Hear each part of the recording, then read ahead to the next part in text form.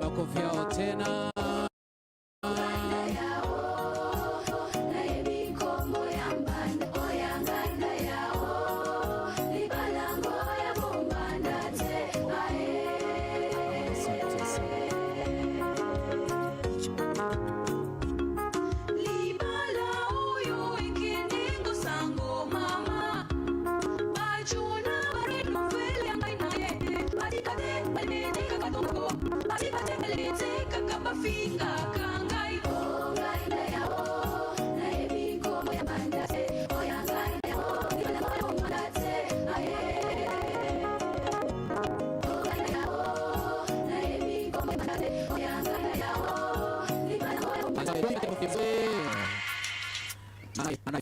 Anayefuata sasa, wanaofuata kwa burudani, mgeni wa heshima na Kaiboi National Polytechnic ama taasisi ya taifa ya Kaiboi wanaingia na burudani.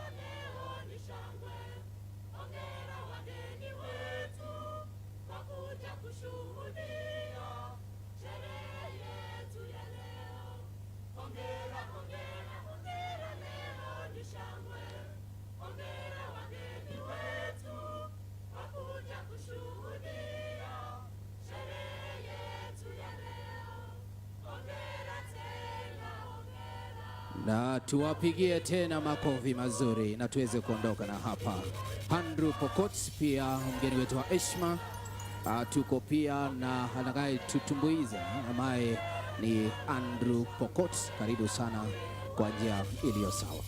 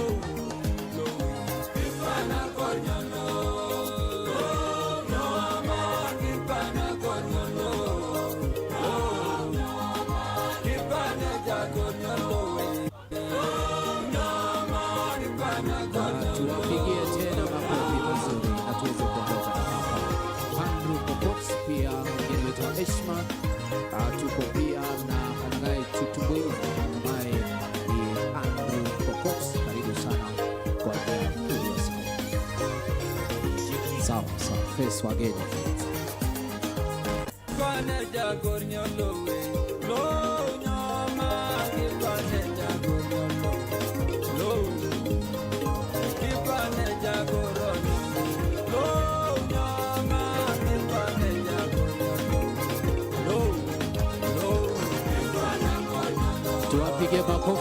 Tuwapige makofi nzuri.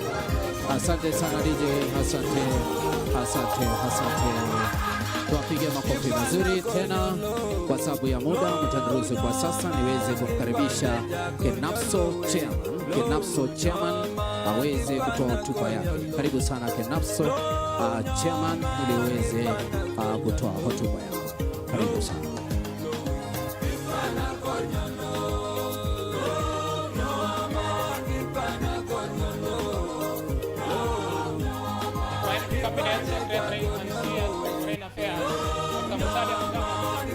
Religious leaders present, Governor San, the Principal Secretary State Department of TVET, all the dignitaries present, and my fellow students.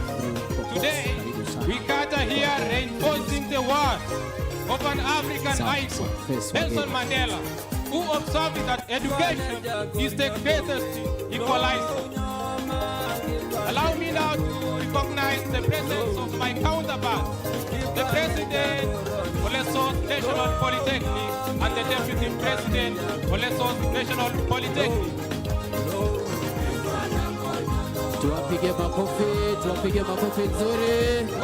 Asante sana DJ, you came and you conquered.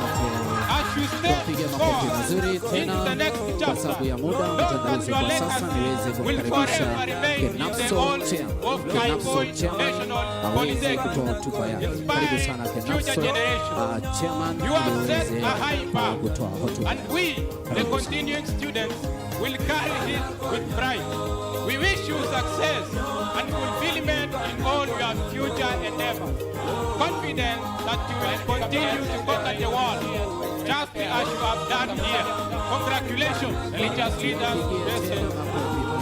Governor San, the Principal I stand here acknowledging the efforts of national government in advancing education for my fellow students, and in particular, to champion the new reinforcing the world of an African personal experience Mandela, as you follow his education and the future financial battle line legacy will forever remain as the only night of the information about the president by future generation politics and national the highest bid for the continuing students will carry out with pride. With that, we wish you success, acceptance, payment, and all graduates in life. Your president and the conqueror is a blood you of the character of the next year.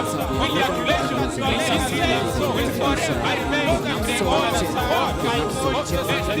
I stand here acknowledging the efforts of generational happiness. You are presented that education for all fellow students, and in particular, to champion the new reinforcing the world from an African personal experience Mandela. As you follow support his education and the future financial battle legacy will forever remain as the honor of the information of the president will generate politics and national the highest bid for the education of the students and make all calculated by pride. We wish you success, acceptance, payment, and all graduates in life. Your president and the conqueror Heshima, utaniruhusu kwa sasa niweze kumkaribisha mwalimu mkuu taasisi ya kitaifa ya Kaiboi ili pia aweze kuzungumza na sisi. Karibu sana.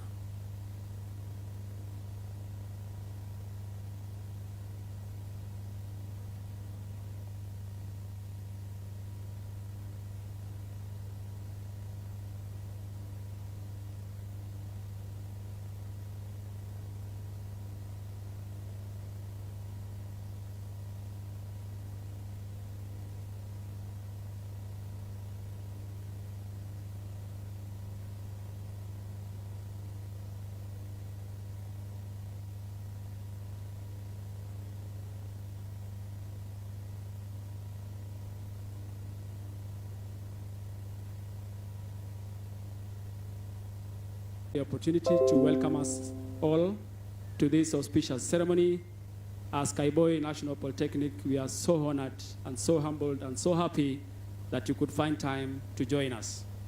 Before I continue, I would like to recognize the distinguished presence of our staff who have done a tremendous job. Our staff, kindly just be upstanding and wave to our chief guest. Asante sana. I would also want to recognize the distinguished presence of my colleague principals. I know they have come in numbers, and directors and company CEOs, and even the CEO, Kenya School of Thieves, CEOs here present, kindly stand. Let us wave to the chief guest.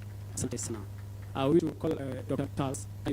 You could come and say a word on behalf of our colleagues. Welcome.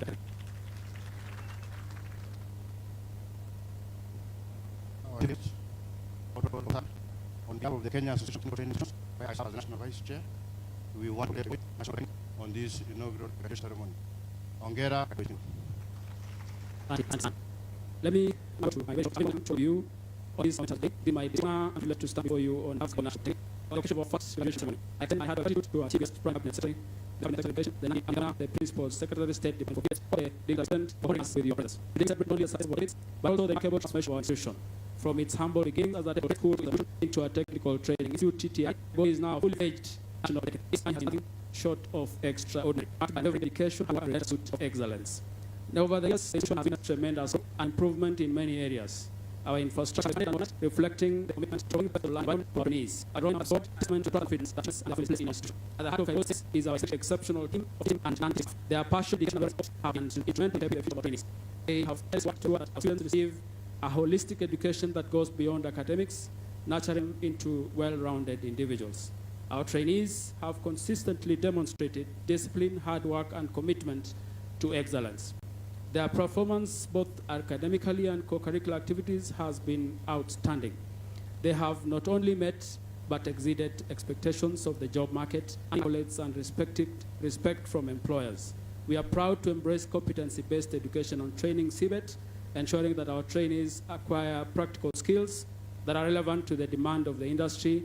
Our dual training programs further strengthen skills acquisition, providing our trainees with hands-on experience and a competitive edge. Kaiboi National Polytechnic has also established itself as an ICT hub in the region, thanks to the Jitume initiative. We are at the forefront of technology and innovation, equipping our trainees with digital skills needed to thrive in the modern world.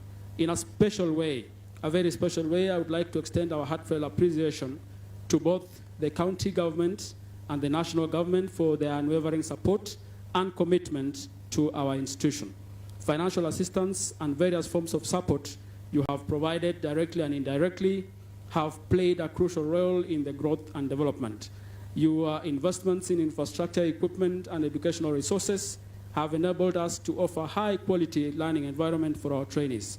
We are particularly grateful for the continuous efforts to enhance our TVET programs through policy initiatives, industry partnerships, and capacity building programs. These initiatives have greatly contributed to the success of our institution and empowerment of our trainees. We look forward to continuing our collaboration with the county and national government as we strive to provide the best possible education and training of our young people. Together we can achieve our shared vision of a prosperous and skilled workforce that drives our nation's development. To our graduates, remember this is just but the beginning of your journey. Continue to strive for excellence, uphold the values of skills and you have acquired here, and make positive impact in your communities and beyond. When you joined Kaiboi National Poly, you were most probably young and naive and impulsive, but now you are grown and skilled. You must now heal from any false identity or miasma of deceit. Your trade at Kaiboi must have helped you to discover who you are and the natural resources you possess like talents and passions. Now you must redesign your ideal life and develop a pathway of achieving it.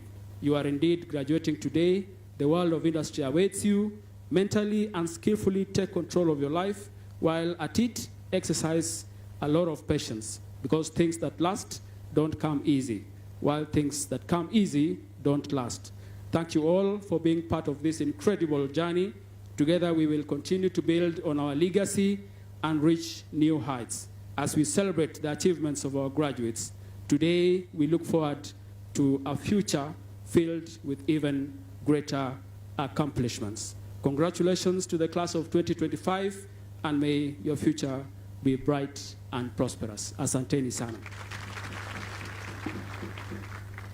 It is my humble duty now to welcome our Chairman Council, Dr. San. Kindly, Daktari.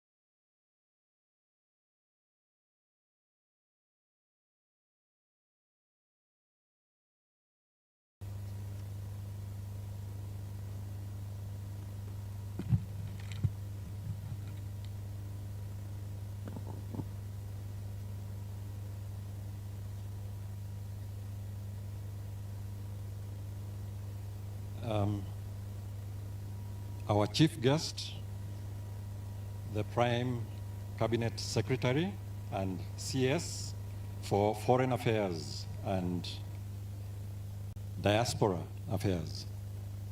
Kindly, sir, allow me to ride on the already established protocol in the interest of time.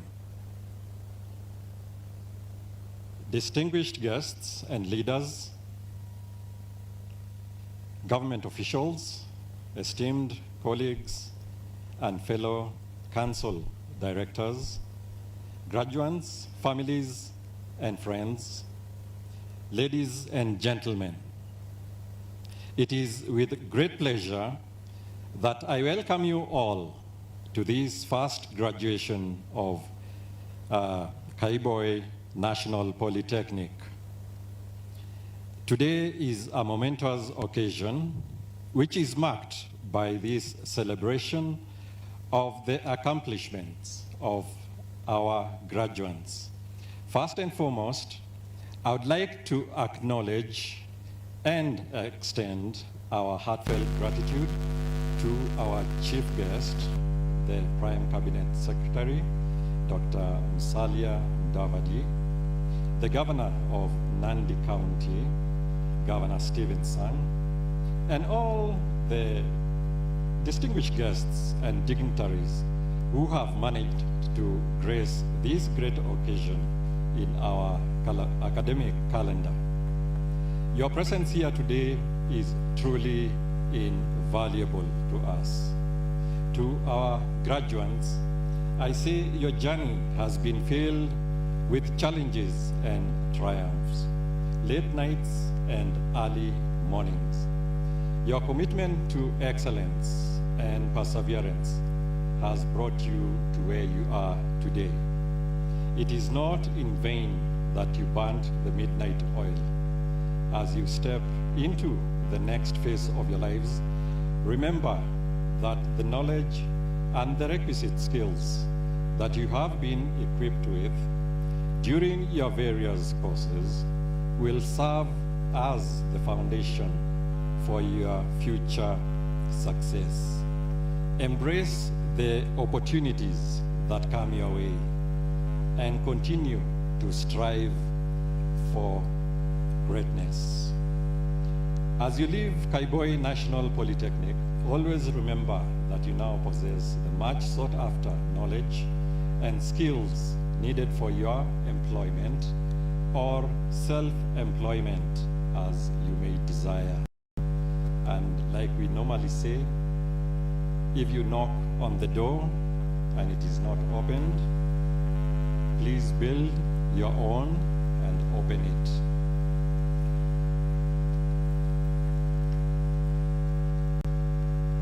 On behalf of this prestigious National Polytechnic, I would like to express our sincere appreciation to both the national and county governments for the unwavering support that you have always given to us whenever we call on you for any form of assistance. Asante sana, Governor Sang and Deputy Governor Yulita, because you've never turned us away. You are always very welcoming and very generous. Your contributions have been instrumental in our journey towards excellence. I am happy to inform you all that as an institution, we have a very committed council which has enabled us to position ourselves. Towards this end, we are proud that we are going to launch our strategic plan for the period 2025 to 2029 today. And this will serve as a guide and will also chart out our path that we will take in achieving our aspirations.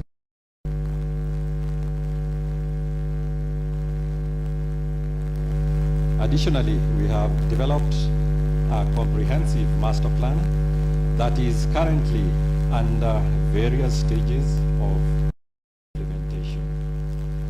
I would also like to take this opportunity to extend our heartfelt gratitude to the Ministry of Education for their support in helping us to meet our human resource needs, and also not forgetting the financial needs. And to this end, I would like to acknowledge our Permanent Secretary, Dr. Esther Moria. She's never sent us away whenever we've gone to her with our begging bowl. She always has something to put, and we are truly grateful for that. But Madam, we might change our begging bowl to be a small sufuria, if you don't mind, because of our current status. We are bigger than we were before. So if we change from a begging bowl to a begging sufuria, please don't mind. Please don't. Our trainee population rises in numbers, we look forward to receiving additional PSC trainers to meet the growing demand. Again, Madam PS, we look forward to your continued support towards this end. This will greatly reduce the heavy dependence on council-employed trainers, which has a negative impact on our budget in terms of remuneration, the money which we would use for something else, for construction or improvement of our learning or training facilities, now ends up going to payment of salaries. We are also grateful to the Ministry of Education for availing funds for us for our ongoing construction of the ICT complex, which we visited before we came here. It is now at 50% completion, and we still require more funds to enable us actually make it ready for use. This facility will be pivotal in enhancing our training programs with the necessary technological skills as we go forward. So we welcome the release of more funds to enable us in completing this complex. We also have other facilities which we also would welcome any additional funding that will enable us to construct them. For instance, the state-of-the-art civil engineering complex and the modernization of our food and beverage multipurpose facility. These projects are essential for us to continue providing top-notch training to our trainees. As we continue to enhance the learning environment for our trainees, it is imperative to address some critical infrastructural needs that directly impact on their safety and accessibility.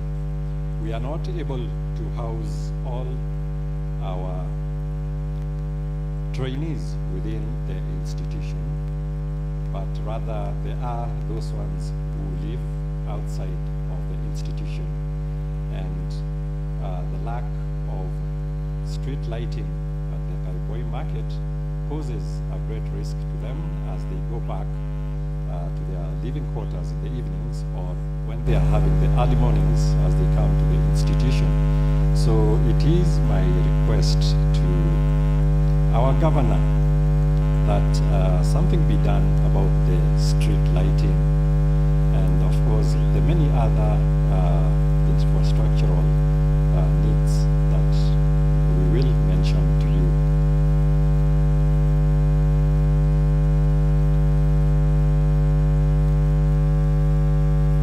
Okay, allow me to redact my speech in the interest of time. So I get to that point where I say to our graduates, I say congratulations, hongera kwenyu.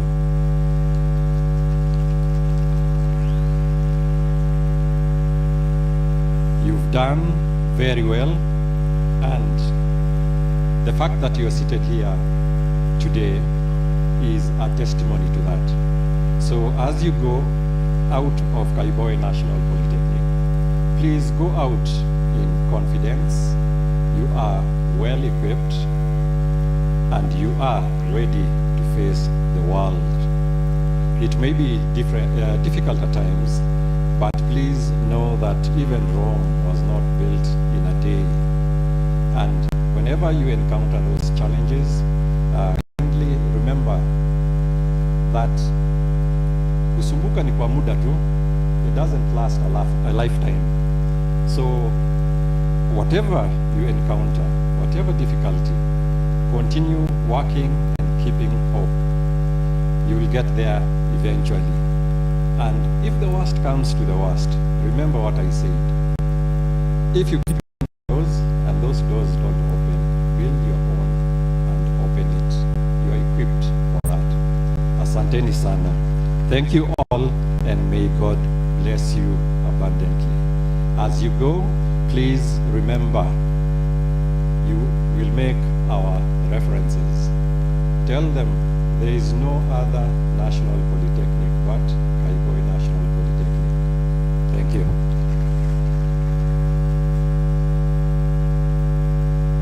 Thank you, Daktari, our council member. It is now my humble duty, Chief Guest Excellency, to welcome our county commissioner, Madam Caroline Zwili, who will take over the remaining part of the program.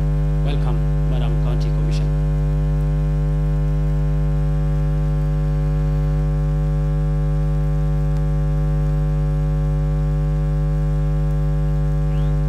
Can we give the principal and the chair a round of applause?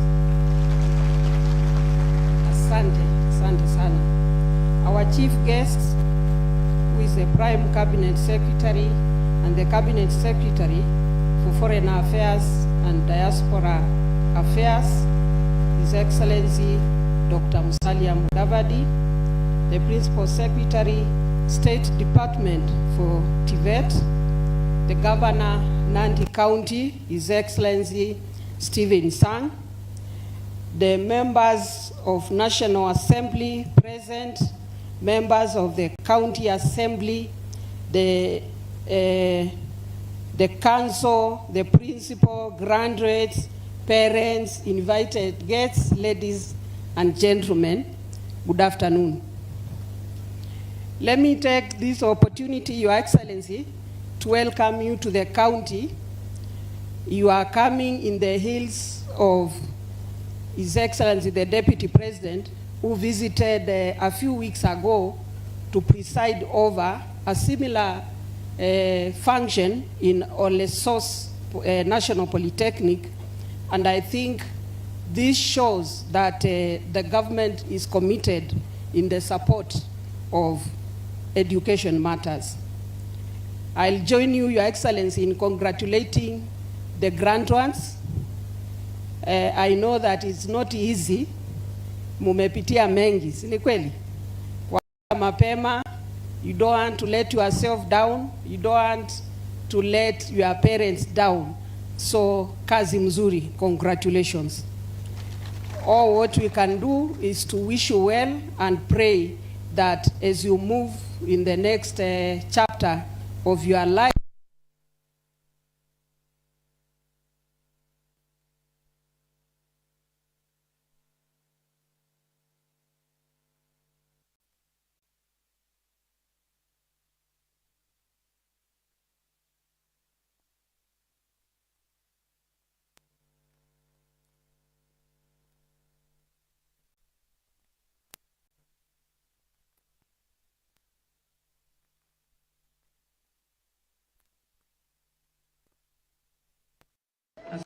pigie machief makofi. Tuko pia na Deputy County Commissioner and the Sub-County Security Committee. Mahali muko musimame. We also have members of the County Security Committee. Wasimame. Asante. Thank you very much. Your Excellency, let me now welcome the Honorable Meli, who will give a speech and introduce the other leaders who have joined us today. Karibu Mheshimiwa Meli.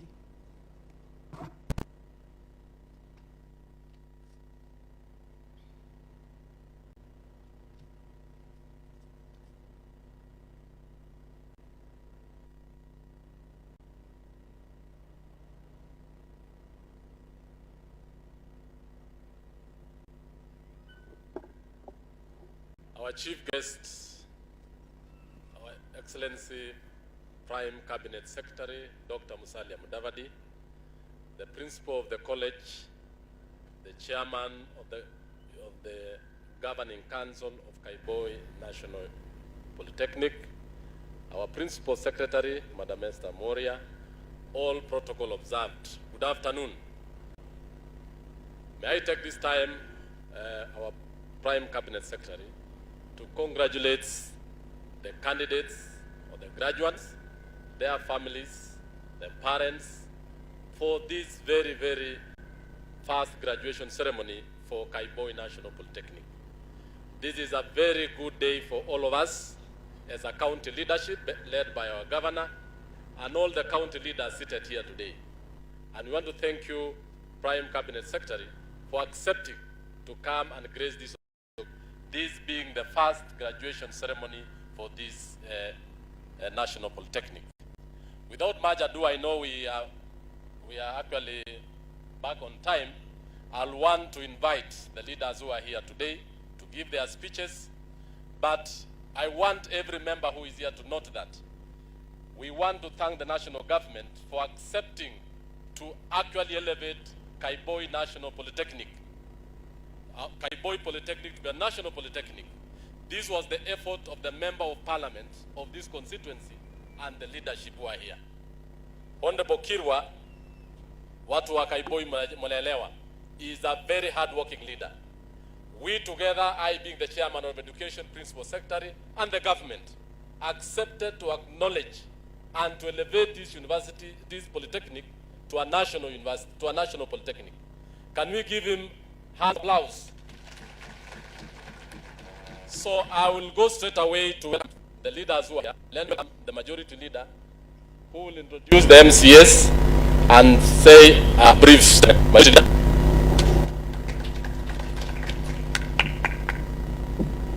Asante sana Mheshimiwa Meli. Secretary, Excellency Musalia Mudavadi, Your Excellency Governor Stephen, Excellency Governor, MBs present, Meli, Principal and all protocol of staff, all the graduates na wazazi, amjambo. Bwana Yesu asifiwe. First of all, I want to congratulate the graduates of the day. Nasema pongezi sana. Pongezi for your hard work. Mumejikaza. That's why we are here. We want to wish you well as you move ahead to go and look for employment, to go and work in various places. We want to wish you well and pray for you so that you can get a place. Your Excellency Musalia Mudavadi, we want to thank you. Asante sana for gracing this occasion. It is an honor. It is a great honor to us, people of here Mosop, Kabiet. We want to thank you. Asante sana, Your Excellency Mudavadi. Ya mwisho, I want to introduce the other of the assembly, and I think we are here led by, I think we have Honorable Ezra Rotich, my colleague MCA, who is also the chairman for held in our county assembly. Some of the other MCS are on the way. I think they are around. Former MCS, if they are around, yeah, I think pia wako na graduates. Asante sana. Thank you so much. And Musalia Mudavadi, tumeona kazi hapa imefanyika mzuri. Tunakusihi kabisa kwa heshima, and we want to thank our president for elevating this institution to be a national polytechnic. Tunashukuru sana. And Your Excellency Mudavadi, siku ile wewe ni mtu wa hardwork ile ulifanya siku ile. Fanya hardwork, hiyo buildings yote ikamilike, hao watu wafaidike. Asante sana na Mungu abariki. Thank you so much. Makofi kwa majority leader. Thank you so much.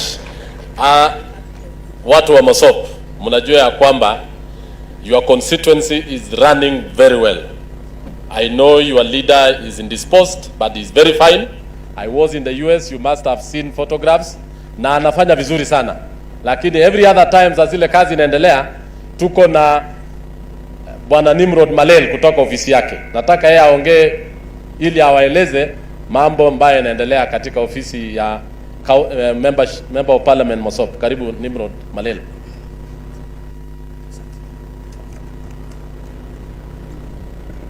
Our chief guest, His Excellency Dr. Wycliffe Musalia Mudavadi, Principal Secretary, DVET, Your Excellency Sir, the Governor of Nandi, Your Excellency, the Deputy Governor of Nandi, members of Parliament present, the Governing Council of this institution, led by the Chairman, the Principal, the teachers, students, na wananchi wote. Na wasalimu kwa jina la Yesu. Mjamboni. Thank you. Your Excellency Sir, it's a great honor today to have our first ever graduation to Kaiboi National Polytechnic. And it's an honor to have you today to grace this event. It's fortunate, sir, our member of parliament is not around, but I know wherever he is, he's the happiest man. He has really longed to see this, but because you are here to represent him, we have to thank you on his behalf, and thank everybody who has worked this journey to ensure that Kaiboi is a national school. Your Excellency, allow me to thank the school for what it's doing in mothers' education. Kaiboi National School is a backbone of in Mosop. We have invested a lot of resources in this school, and we endeavor to do so even more. As we speak, Your Excellency, we have a number of graduates here who are beneficiaries of CDF, bursaries, and scholarships, and we endeavor to continue with the same. We have a program we have discussed with the school principal, Your Excellency, and in this coming May,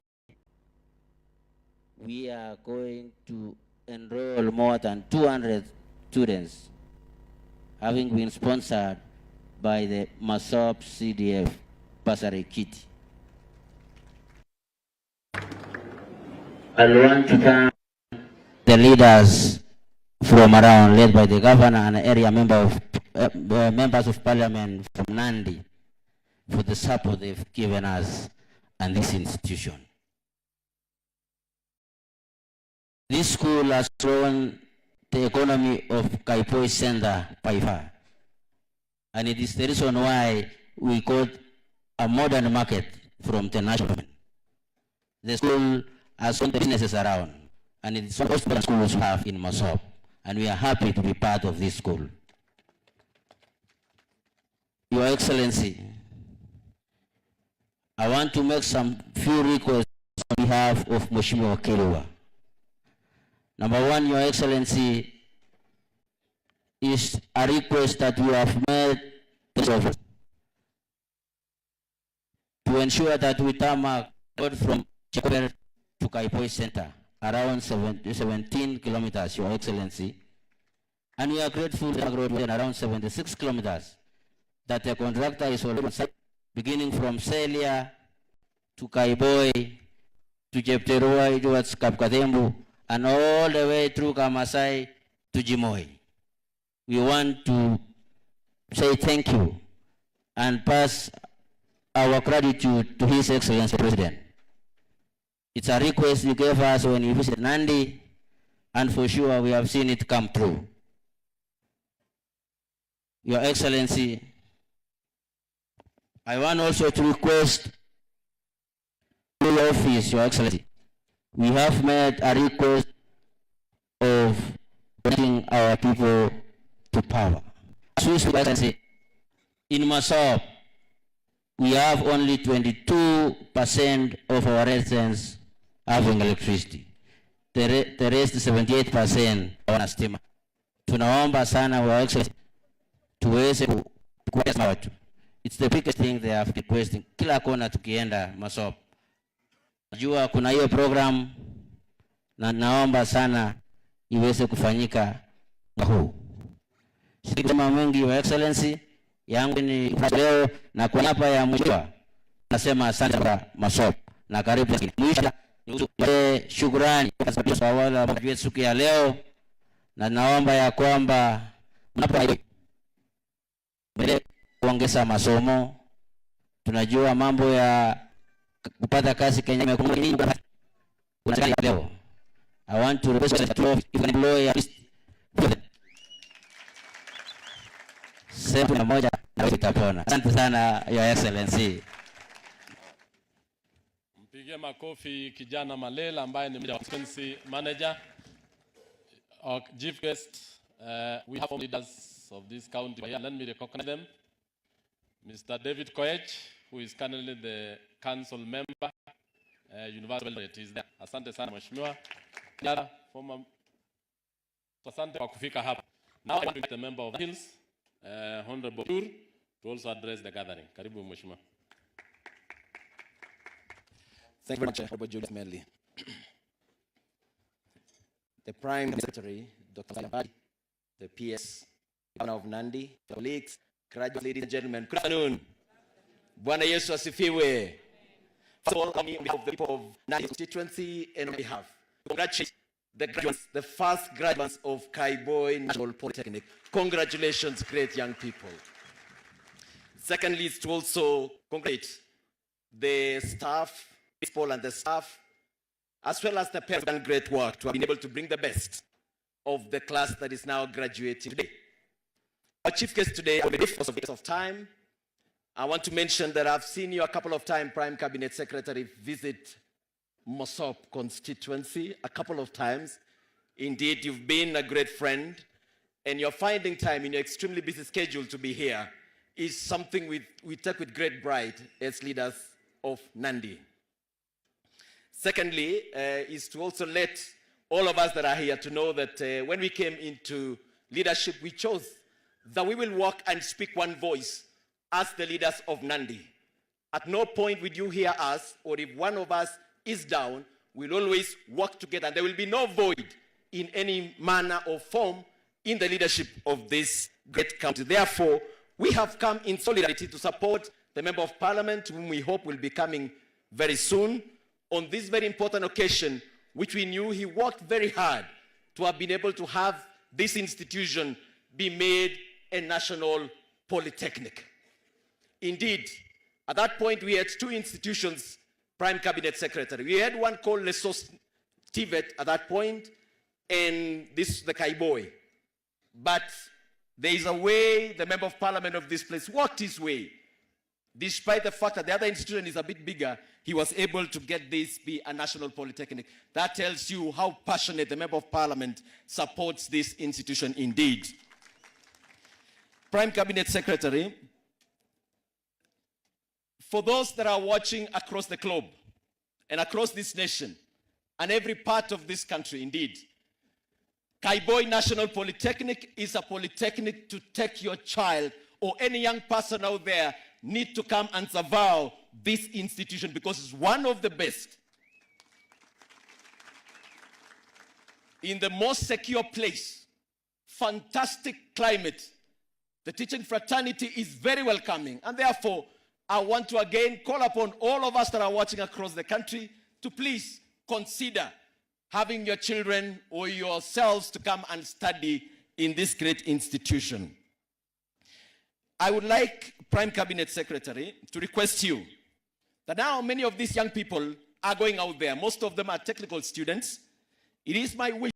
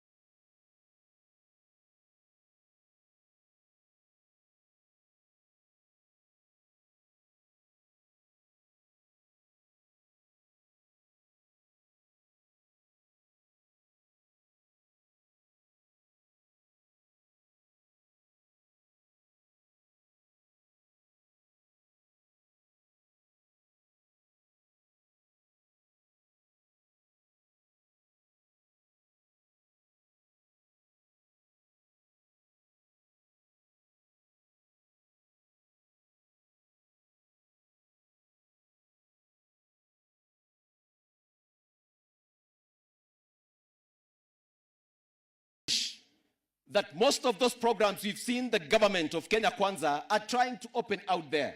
We've seen, events where the minister in charge of labor has been doing some clinics of how to export young people to go abroad.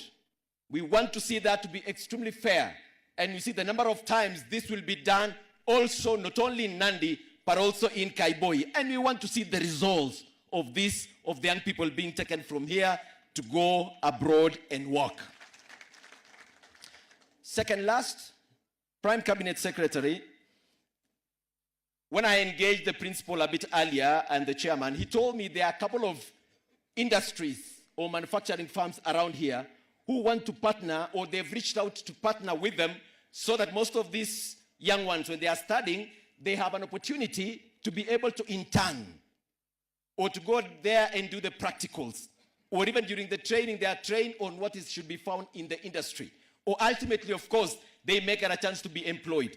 I think, Prime Cabinet Secretary, we need to expand this and be made that all industries, we get something like a mark of quality of sort for those that embrace young people or work with colleges to be able to absorb most of this for the training in their factories so that they get the practical training hands-on. And I think this is something that could be quite interesting going forward. Finally, Prime Cabinet Secretary, I want to thank the government of Kenya Kwanza. Recently, we had a challenge where our government subsidized fertilizers. And when that happened, we saw a great result where every sector of agriculture were able to have enough food being grown, and we are able, even like we had enough of them.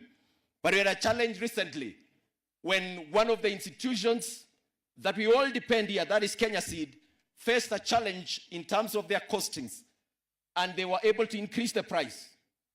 This came to our discussion, and we shared with the leadership of Kenya Kwanza. I want to thank you that was nullified, and now farmers can buy the maize seed in the price that was before. And with that, we want also this subsidy then to be done for the maize seed as well, so that ikuja kula bunge isikuwe fertilizer peke yake. Wacha pia tupate subsidy kwa mahindi. Ama mnasema namna gani? On the seeds, ndio? Ya kila kitu, kwa sababu sasa tunaenda msimu wa kuweza kupanda. Finally, the Nandi nation has had a great challenge in the past on the issue of the road networks. Tunataka kushukuru sana kwa sababu mwaka huu rais amesema kwamba atashughulikia mambo ya mabarabara. We are very keen as leaders of this place to work together with the government. Na pia tukubali, wakati tunaitisha hii tengenezwe, lazima pia kuna mahali serikali lazima itapata pesa. Na hiyo haina option, inakuanga kutax ama namna gani. But I think let's see how best we can do, because for sure in Nandi we are in dire need of proper expansive roads for us to be able to take our produce to the fields. Prime Cabinet Secretary, umetembea hapa mara mingi, mimi nataka nikuombe kitu kimoja. Please, as much as you have all the other institutions of this country, kwa sababu wewe umependa Mosob mara mingi ukikuja hapa, I would want to tell you, also adopt this institution so that anytime they have an issue, apart from Piasa na isatusaidia hapo, hata wewe you take it as personal. Asanteni sana, and all the very best graduates. Asanteni na Mungu awabariki. Tushangilie Mheshimiwa Kitur. Asante sana. Prime Cabinet Secretary, the Principal Secretary, and all protocol observed. I just want to have a very short speech. First and foremost, I want to thank you, Prime Cabinet Secretary. You are one of the top leaders in this republic that are never controversial. In what sense? That you are development-oriented, you actually take your issues very seriously, and we as a people of this county have been watching you very closely. And we are saying we are actually behind you in each and every activity you do as a leader. We've seen how you have been carrying out presidential duties and your duties as a foreign affairs minister. We as a leadership of this region, led by our governor and the Rift Valley leaders, we are saying we want to wish you well as we move ahead. You are a friend to this county. You've come here not once, severally. And we as a leadership, we are saying, tunamkaribisha au namna gani? Tunamkaribisha Prime Cabinet Secretary. Wapi makofi ya Prime Cabinet Secretary? Wapi nduru ya Prime Cabinet Secretary? Bas, ya pili, I want to congratulate the graduates. As a chair of education and as a member of parliament in Red, I want to tell you, you've done the best for yourself. It took you long hours of studies. It took your parents time to pay. It took the lecturers or the trainers time to make sure that you have earned the skill. I want to tell you, graduates, you are the best graduates we have ever seen around here. Why am I saying so? You are leaving this place now a skilled person. You are an electrical engineer, you are an agricultural engineer, you are a mechanical engineer, and you are worth to actually be a member of what is going to take this country ahead. I'm just asking you, leave this place and do not ask even for employment. Ask how you can create it yourself. Along in our Kenyan society today, we have a number of you who are doing very well, not in the formal employment, but in your own way, you create and make others and this country have a living. I want to ask, there is a linkage between industry and employment and training. And I think Madam Principal Secretary knows that. As much as we have several CDA projects going on in this sub-county, and even the whole of Nandi County, Governor Sang has a lot of projects going on. We have a training institute at Cheptarit. We have the milk processing plant. Don't ask yourself, what are you going to do so that you earn a living out of the linkages between yourself as a skilled worker and those particular institutes? I want to ask you, as you move out of this institution, if you are disciplined, you are organized, and you can go anywhere in this world to work. The other day, your principal had invited me to Kazi, what do you call it? Kazi Maju, is it?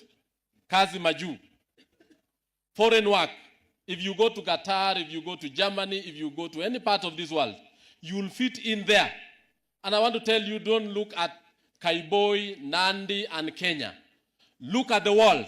What can you be able to do in Germany? What can you be able to do in Korea? What can you be able to do in Dubai and other parts of the world? We as a people, we are going to support you with very good legislation, especially on how you can move out, you can use your skills very well, and you can develop this country.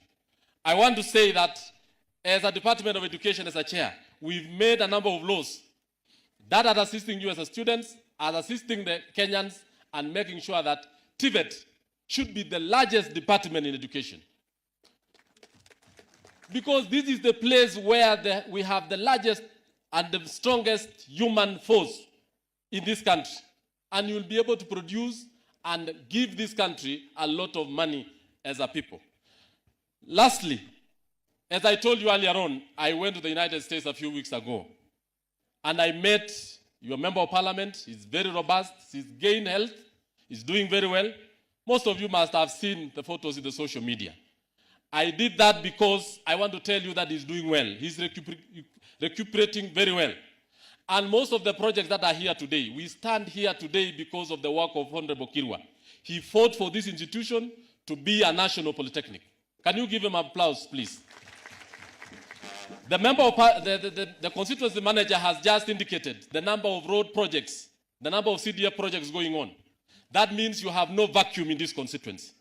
You have no problem at all. He every other time consults with his constituency office.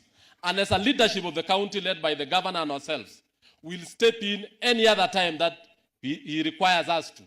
Like this graduation ceremony. That's why we are all here together. And I want to thank the governor because when we said we are looking for the chief guest, you did very well and you met the Prime Cabinet Secretary, and now we are here today courtesy of your member of parliament because he is following us even now, wherever he is in Dallas, and he's actually saying, congrats na pongezi watu wa Mosop kwa kumwombea na mnaendelea kumshikilia akiwa kule nje. Au namna gani? Ya mwisho nataka niseme, we have a number of projects that are going on, like the road. Barabara hii yetu ya kuanzia kule Tinderet mpaka Celia na hizi zote ambaye tumesema inafanywa na contractor moja. We had some technical issues on funding Prime Cabinet Secretary, which I think you in the government have sorted it out, and we want to see it started. And we want to ask you, we want these roads to get finished because we have the funding already from the donors. Tunataka tumalize hizi barabara, tuanze hizi zingine, na hizo mambo ya sitima iwe things of the past. Lastly, ni project ya ICT yenye iko hapa. I know the supplementary budget is around the corner, and I want to ask Principal Secretary, let us finish that ICT so that next time when we are coming here, we are inspecting a different project. Au namna gani? And you being the AIE holder, and you know we make budget in the National Assembly, just propose, we give resources, I think they are about 50%, about 50 million shillings, tumalize hiyo ICT, wanafunzi waingie, alafu tupate pesa mfukoni. Au namna gani? Tuko sawa? Kwa hayo na mengi, asanteni sana Kaiboi, and I want to say, nataka tu niwaeleze kama kiongozi wenu, to support serikali yetu kwa sababu programs ambaye tuko naye, kama hiyo ya mbolea na mbegu. Mheshimiwa Kitura amewaeleza, we had the prices going up, and we had a meeting where Mheshimiwa Kituru was seated, na mimi kama representative ya Nandi County, na tulisema bei kuje chini, let us also as a government, because we have been giving out subsidized fertilizer, let us subsidize the seeds so that we have large production of maize. Tutumie mashamba yetu ili tuwe na mahindi ya kutosha, ili tuwe na pesa ya kugharamia watoto wetu katika mambo ya fees, ili tupate pesa na tuingie mambo ya SHA na tuweze kujimudu kwa mambo ya afya katika taifa letu. Kwa hayo nasema asanteni sana. Nataka nimchukue muda huu sasa nimuite Mama County, Mheshimiwa Cynthia Muge, ili aendeshe program kuanzia hapo. Mpigie makofi akikuja. Asante sana. Thank you, Chairman, Chief Guest, the Prime Cabinet Secretary and CS for Foreign and Diaspora Affairs, Your Excellency Governor Nandi County, the leaders present, the graduates 2025 class. Good afternoon. Today we meet here at the Kaiboi National Polytechnic first to congratulate the graduate class of 2025 to say hongera for your graduation. We are proudly associated with National Polytechnic of Kaiboi, this being the first institution to attain the national status in Nandi County. We are proudly associated. The elevation comes with responsibility. The responsibility that comes with the elevation is on commitment to excellence, to make sure that the institution is able to produce ethical and properly skilled graduates like the class of 2025 that we are celebrating today.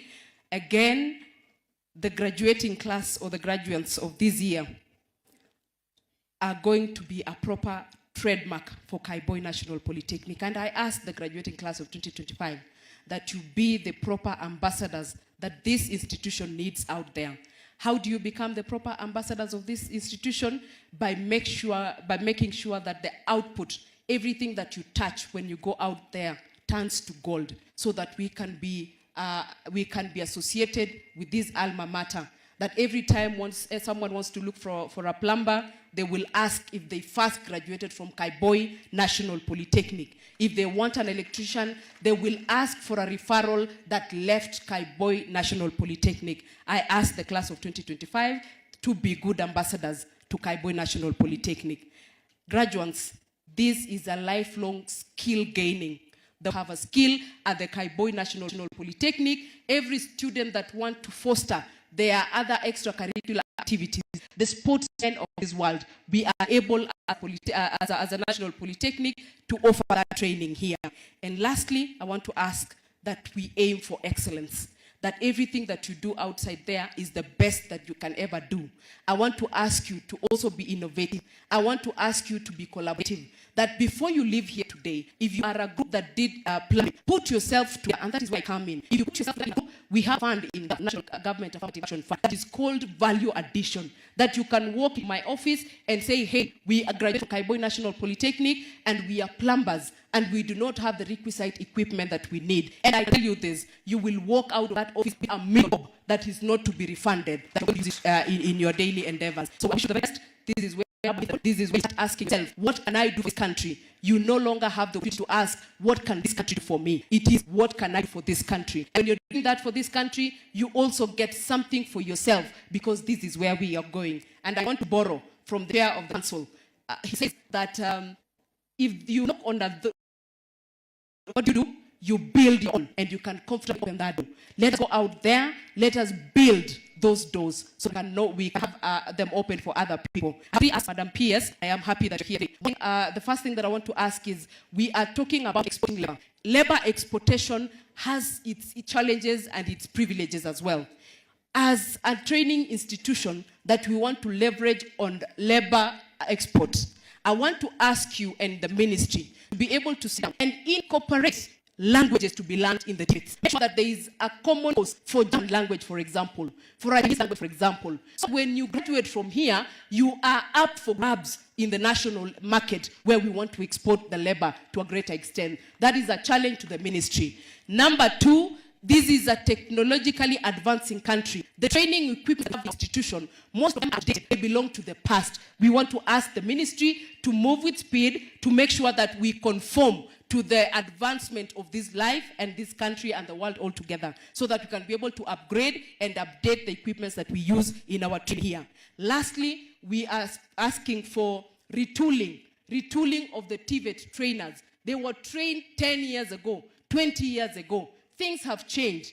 The market has changed. We are asking for retooling of those instructors so that they can be able to work in tandem with the current situation and the current country. So we wish you the very best, the graduating class of 2025, and I take this opportunity to appreciate the Prime Cabinet Secretary and the Cabinet Secretary for Foreign and Diaspora Affairs for making time to be here today.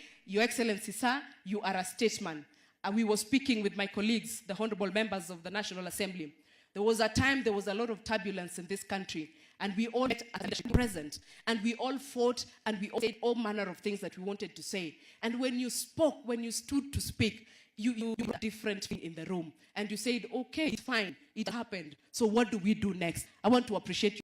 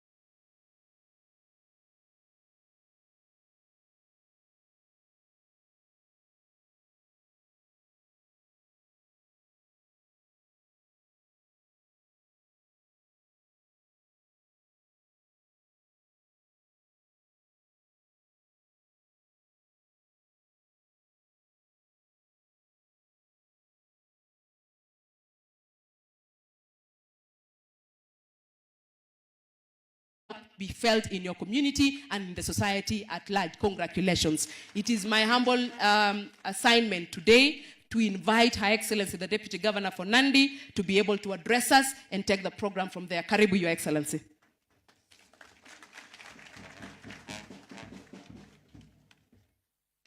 Makofi kwa Mama County. Asanteni sana. Our chief guest, sir, Daktari Wycliffe Musalia.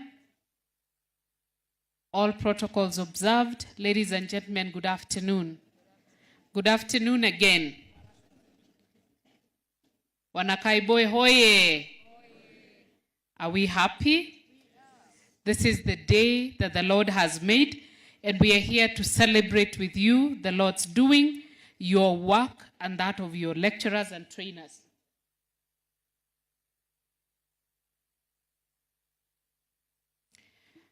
We're here to celebrate with you, and before I make my remarks, allow me, guest of honor, sir, to recognize representatives from industry who are here. I'm informed that we have a few partners and members from industry. If you can be upstanding, kindly.